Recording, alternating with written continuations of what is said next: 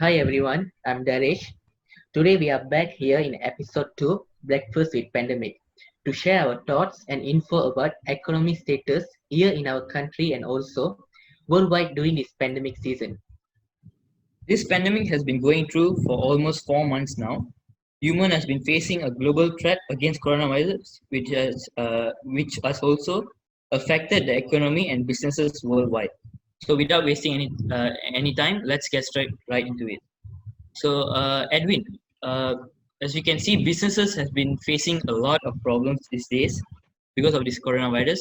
What do you think is the main challenge faced by these businesses? Yes. The severity of this COVID-19 had a big impact on businesses right now, due to the movement control order and even other measures that has been taken against to fight this COVID-19 situation. So, based on what you asked, what are the main challenges that has been faced by businesses? There's a survey done by EY, a Malaysian, a global company.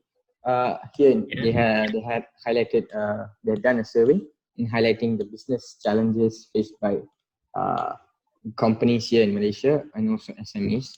So this survey received around 670 responses from large and listed companies and as well as SMEs. So based on this survey, they have identified certain key challenges in 5 different areas. Those 5 areas are financial, technology, supply chain, people, and finally customer. So if we see these key challenges in these 5 areas, uh, I'll just I'll just state some examples of challenges that has been faced in these 5 areas. First of all, in financial wise, there has been delay in receivables, a delay in payment to vendors, and also decline in projected revenue for companies and also SMEs. Technology wise, we know that this COVID-19 requires subsequent amount of information in technology to handle this online communication and stuff. So companies have been facing difficulties in communicating with customers or suppliers. There is no work from home connectivity with employees. There's insufficient data of infrastructure and also some unfamiliarity with these online applications such as Zoom, Google Meet, and other applications as well. In terms of supply chain, we can see that there's been delay in fulfillment and delivery. Packages has been not delivered properly to customers and stuff. There is also accumulation of inventory. That means items have been stocked or piled up in those inventories as well. Moving on to the next area, which is people, where there's been delay in completing tasks and projects due to this pandemic, and there's also downtime in operations, and also there's less training done for new employees and in those companies, in SMEs as well. And finally, customer. We as customer, there's been fall in demand. Customer, they're worried for their safety, and they don't want to, put a threat on their health. So there's fall in demand, and there's also insufficient access to customers, and also finally there's a shortfall in capacity. So if we see these are the business impacts from COVID-19, and those are some of examples of challenges faced by businesses nowadays. Okay, Edwin. So based on the five main challenges that you have mentioned just now, how do you think these businesses could be assisted to survive these days, especially during the pandemic season?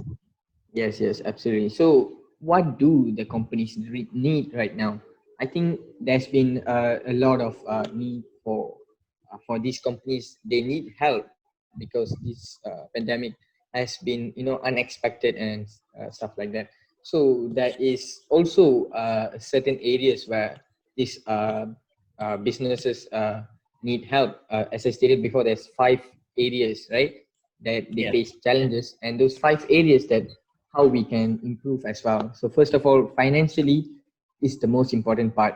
financial relief is the peak for these companies need, where these both large and small businesses need to take steps to maintain cash flow and operations. So some of the recurring needs among businesses include the following, which are loan relief, tax reductions, and also uh, assistance to manage costs for technology enhancements and upgrades, which means they need help in financially to to develop technological infrastructure to ensure their smooth business running during this pandemic as well. So other ways that these businesses need assistance is definitely from technology side, where you know uh, around nearly a third of large and listed companies stated that they need help in work from home connectivity. That's one of their main issue. So what can the company need to do is to upgrade their technology and their systems. So for this, as I stated before, they need help financially. In terms of supply chain, what the companies could do is to have a more engaged session with suppliers and also the customers, to get some discounts from suppliers, and you know uh, offering some other services for the customers to ensure the smooth process of the supply chain. In terms of people, people face difficulty. People in business face difficulty, in their daily operations. So what they can do is need, a bit more different working approaches style. They need to be taught different working approaches, uh, especially in technical and connectivity support. So these companies and SMEs are placing heavy emphasis on staying connected with employees. So that is one of the important part. And finally, in terms of customer wise, they need businesses need customers, as simple as that. So what they could do is, as I stated before, they need a, a key plan to manage their relationship with their customer. So what the government or other authorities can do is to provide, tax reduction, lower interest rate, and for small mission enterprises, they could relax the MCO restrictions, which could be key, in smooth business operations. So these are some of the assistance needed by those businesses. And we have known that since May 4th of May this year, those SOPs and guidelines have been set, and business are allowed to operate, but still, of course, there are some difficulties as well. Yes, indeed, Edwin. Hope those businesses people actually who listens to this podcast actually take that into account and put that into their businesses. Okay, let's just say the pandemic is due to end tomorrow. There's a vaccine found tomorrow, and everyone gets cured. But those companies, unfortunately, some companies have already closed down. Not only a small, especially the big, especially the clothing lines. So let's just say the pandemic is due to end tomorrow, and everything's back to normal. What is the estimated duration for the companies that are still surviving in this pandemic season to actually recover and back to normal as Uh, they were before uh, the pandemic? yes. The situation you stated seems, impossible for right now. But if we take Yeah, that situation into account, I don't think nobody knows when. Nobody's sure, absolutely 100% sure when this when those businesses will recover and go back to their normal their daily operations, to their normal daily operations. But what I could say is that the simplest answer, like just now you stated before, what if they find a vaccine, and what if everything goes normal? That is the best answer I could give, where we need to find the vaccine. If we have the vaccine or medication or anything that has been developed, certain authorities have stated, news have stated that what these vaccines can be developed by end of this year. But I'm not sure about that. Nobody's sure about anything right now, especially about these vaccines. So what is how these businesses could recover is based on when these vaccines is produced. That's when those businesses could return back to normal. That's when the recovery process starts, when the vaccine has been found, and this infected people, the number of people infected reduces. So my guess, and almost everyone, I think, most probably by 2021, as early, I think so. Yeah, we could take that. As you stated before, everything get back to normal. Everything is back to normal. We can live back our daily lives. But there would be a situation where, for example, if the government says like, yeah, now you can go out and shop, you can go out, you can do everything you want that you have been doing in your daily lives, how what is the probability for the people, to return back and to be confident, to go back and to engage with those businesses, and going to shopping malls and stuff like that. So even if you take our past history, there's been outbreaks of other viruses. There's been first wave and second wave. For now in Malaysia, we have crossed through the first wave and second wave, I guess. I mean, Yeah. the first wave, yeah. I mean, the second wave could be on its way.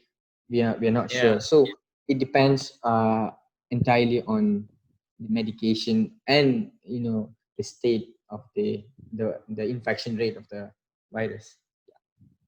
Okay. Uh, Hope that happens. Recently, there's a few good news about vaccines being developed, and hope that happens soon. Okay. But few months ago, our Prime Minister announced a package called preheating package, which mainly emphasizes on the business firm, the SMEs, to help them uh, through this pandemic season. So, Edwin, do you think these packages actually ease the burden of these firms? Yes, to a certain extent, but what I could say is that some businesses have benefited from this, but not all. We know that our Prime Minister announced this package a few months ago, and the main aim of the package is to protect mainly the welfare of the people, as well as to support businesses, not just businesses, but of course the welfare of the people. So the government can help those businesses, but I'm sure they can't do everything. But based on a recent statement by our Prime Minister, they have stated that this pre-hatching package, by the implementation of the ESPs, which is the economic stimulus packages, there has been, the government has managed to save more than 800,000 businesses, including micro and also SMEs. So based on this, I think yes, to a certain extent, these packages, this pre-hatching package, definitely. I mean, not definitely, but to a certain extent, yes, it helps to ease the burden of these business firms. Okay, Edwin.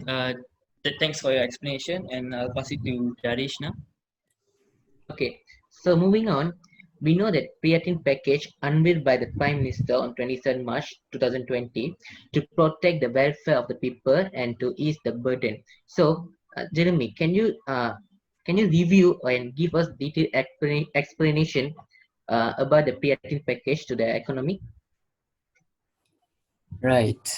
So as we already know, our Prime Minister has already announced on Friday, March 27th, that this package, pre-hatching package, is going to benefit everyone, especially everyone in Malaysia.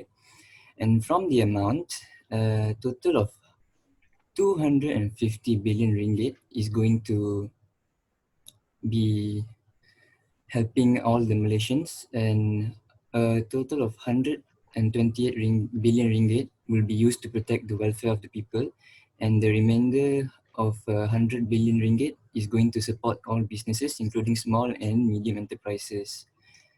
So as we know, there are a few benefits for the package, such as special allowances for health and medical personnel, members of the armed forces, the police, customs, immigration, fire and rescue department, the civil defense force, and also the People's Volunteer Corps, also known as RELA. And they will also have a deferment of the Skills Development Fund Corporation loan repayment for 6 months, and also a discount of 15% on electricity bill for the tourism sector and 2% for the commercial, industrial, agriculture and household sectors in Peninsular Malaysia. They will also have a discount on electricity consumption, whereby the government and Tenaga Nasional Berhad would allocate another 530 million ringgit to provide discounts of between 15 and 50% based on the electricity consumption, with a maximum of 600 kilowatts per month. And I'm sure some of you have been getting offers of free high-speed internet of 1 GB daily for all postpaid and prepaid customers. Those of you using Celcom, DG, Maxis and U Mobile should have seen those offers of 1 GB daily of free internet. And there's also a one-off payment for 600 ringgit for taxi drivers as well. And for the businesses, there is also a deferment of income tax installments for 3 months. And in the businesses in the tourism sector, there is a deferment of income tax installments for another 6 months as well. Okay, so it is clear that this preheating package benefits Malaysian people in many ways through different sectors. So could you also let us know how much did the Malaysian government spend on the implementation of this package? Yeah, as I have said earlier, they have spent 250 billion ringgit on this package. Okay, so how this actually affect the price on our daily goods? Well, the virus has taken a toll on the whole world, especially in our country as well. So, in my opinion, I guess the prices of goods and the services will almost certainly be rising, if not now, by probably the end of the year, because for more than a month, more businesses and contract workers have been forced by the law to stay at home. But since it is also the MCO has been a little bit lenient, but not too lenient, some of those businesses have been getting back their due pay. But for those who are self-employed, they probably lost some money and they will probably try to recover their losses. Some of them, they might want to do it as fast as possible. And as we know, many factories and firms, as Edwin has said just now, some of them closed down, and some of them has lost a lot of money. So this means there is likely to be a shortage in supply as well of at least some goods, and this will drive up some prices. So I guess we can expect the prices of goods and services in most areas to go up, although in some other areas we may be offered discounts to clear some existing stock so they can meet their annual sales targets. But of Okay, course, yeah, that's all. so as you all know, this pandemic has devastating effects on the Malaysian economy from different factors, especially financially. Tawan, can you let us know your opinion and your thoughts about the debt free during this pandemic season? Yeah, and during this pandemic, which is reflected by the size of global debt, which now stands for at more than USD 253 trillion, if we translate into Malaysian ringgit, which is worth more than RM 1 quadrillion, which is a term or a crisis that not many of us ever came across of it. And we clearly we can see that we need a development a long-term development or a solution to this problem, which is economic crisis during this pandemic, so that the future generation will not have to endure the pain that we are suffering right now. If in a short, they need to revamp the financial system, create one that doesn't encourage the growth of debt or seek to make money out of people's indebtedness. Yeah, that's all. Okay. What are the measures took by government to reduce the financial impact towards the country during this pandemic season? Can you give us your opinion about it? Yeah, Malaysian government took very essential measures to reduce this financial impact. For example, they have initially released a financial stimulus amounting to around 20 billion in late February 2020 before the highlighted preheating package, which was amounting to around 250 billion, as Jeremy said. And the preheating package has provided a governmental support to society, covering people of various backgrounds, from students and families to business, which in short helped a lot of people uh, by not counting in all kind of status. Yeah, Okay. It is clear that those measures took by the government is really good to, it's very helpful to them to safeguard their financial status and the economic in our country. yeah, yes.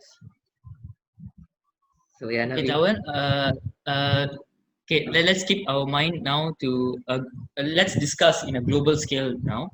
Okay, not uh, other than the Malaysian government helping the Malaysians in during this season, there are also many other countries have done took the same step as the Malaysian government.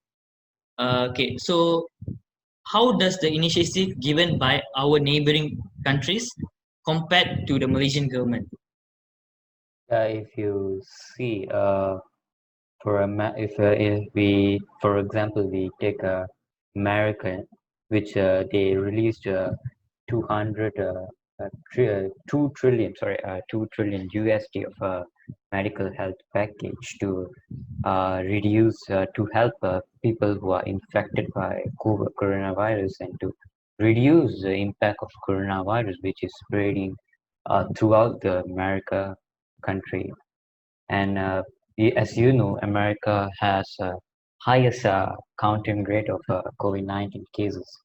So in case of that, and also a lot of people are losing their jobs right now. So America is helping a lot by giving tax rate percentage and tax rate percentage, and creating a lot of financial funds that can help people in United States. Yes. Okay, as you said earlier, the US has a lot of cases these days. They are one of the highest, or Yeah. not the highest, cases of coronavirus. Yeah. But not only that, the country that falls second is Brazil, then it's India. Yeah. So how does but there are also many other bigger countries, outbreak countries that also facing this problem. So Yeah. how does that country copes with their economy? Yeah, if you see, for example, as USA, just now I said, clearly according to statistics, around 16.8 million Americans lost their jobs, which is worse than even at the peak of the global financial crisis that happened in 2009. Which and also one reported predicted that have 47 million jobs could be lost in America, resulting in a 32 percentage of unemployment rate if this COVID-19 failure or pandemic is still going on. And if we take for India, the unemployment rose from 6.7 percentage to 26 percentage, which was reported in 19 April, and then back down to pre-lockdown levels by mid-June. So during this lockdown in India, an estimated 140 million people lost employment, which salaries were cut for many others. And India's economy was expected to lose over around 4.5 billion US dollars every day during the late first 21st days of complete lockdown. And now India is kind of struggling in maintaining and try to reducing the COVID-19 cases, because the population is it's the lot of population in India that's too hard to control, if you ask me. And I think they are coming up with a more accurate and efficient measures that can help to reduce the COVID-19 cases. And if you see Brazil, their economy shrank to 0.3 percentage during this pandemic, and now they are in a healing process and a reducing process of this COVID-19 cases. So their measures is all about they are spending all their money and try to cope up with their medical health and all to reduce the COVID-19 the coronavirus cases. Yeah, that's all. Okay, that's a good explanation, Thavan, and thanks for your spending your time with us today. We have discussed a lot in this episode and in this podcast, and I'll give you like a summary on what we have discussed. We have discussed about the challenges faced and assistance needed by the business firms. We also discussed in detail review about the preheating package given by the Malaysian government, and we have also talked about in a bigger scale, where we talk about how other countries have been helping their people economically in this pandemic season. So hope you guys have enjoyed this episode, and hope you have learned something new in this podcast in this episode. Uh, that's it for us today, and hope to see you guys in the next episode, where we will be discussing in detail about how the Malaysia has been facing this pandemic. And stay home, stay safe, and goodbye.